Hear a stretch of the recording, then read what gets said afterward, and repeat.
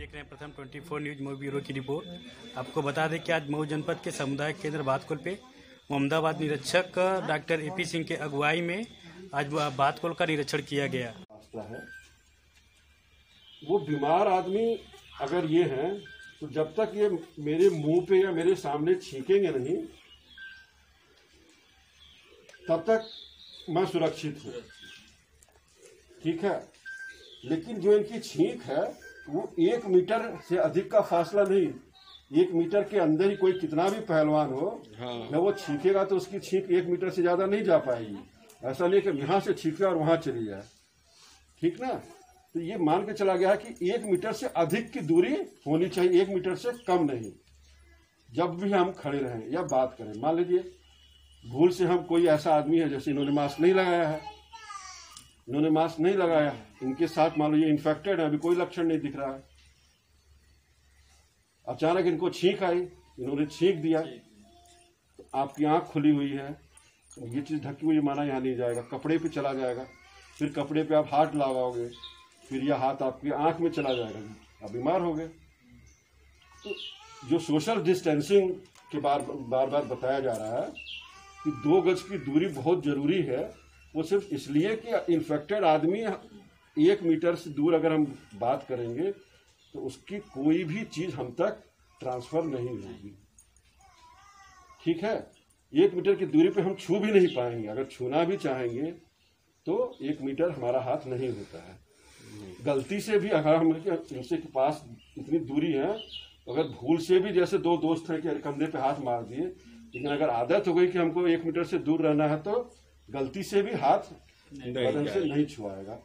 इसीलिए ये social distancing का 1 मीटर का जो है इस बीमारी से बचने का, यही 3 मूल मंत्र हैं।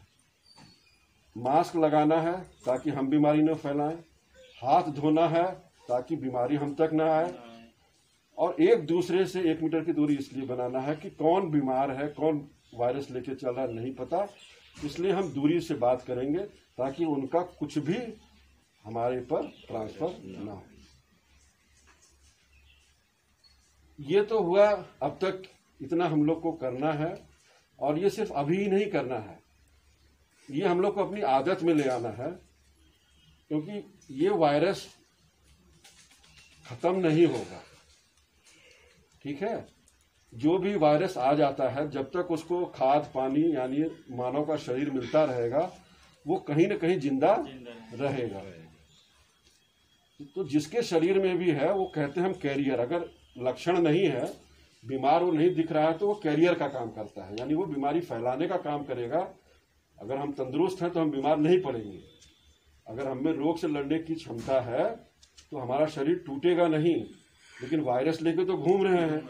अगर एक कमजोर आदमी आ गया और हमने उसको दे दिया, मान लीजिए हमारे पिताजी 80 साल के हैं, हम ठीक हैं, घूम रहे हैं वायरस लेके, हमें कुछ नहीं हो रहा है, हमारा शरीर रोग से लड़ रहा है, लेकिन 80 साल के पिताजी को तो दिक्कत है, हम उनका पैर भी छूने गए तो उनको बीमारी दे दिए,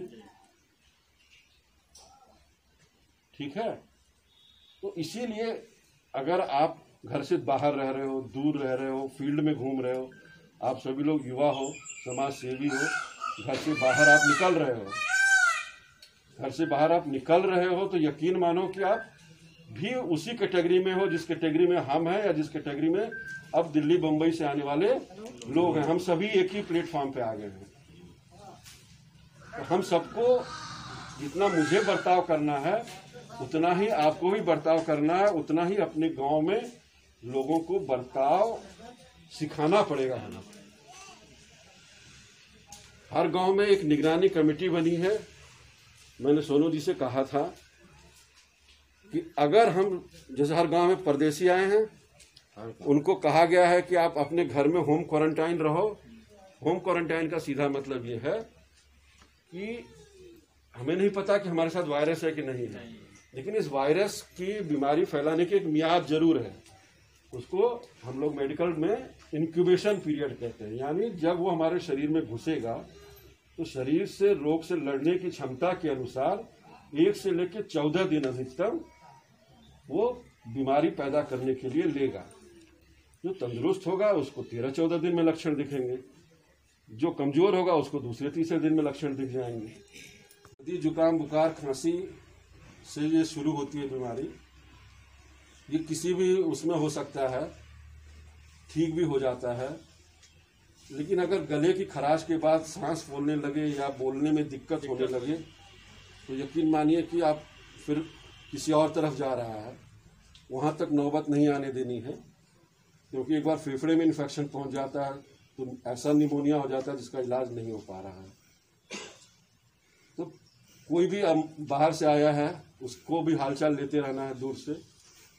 ये लक्षण भी बताना है कि अगर कुछ भी होता है बाहर से आए आदमियों के लिए, उसकी जरा भी तबीयत खराब होती है, कुछ भी होता है, एक बार हम लोग से संपर्क कर ले।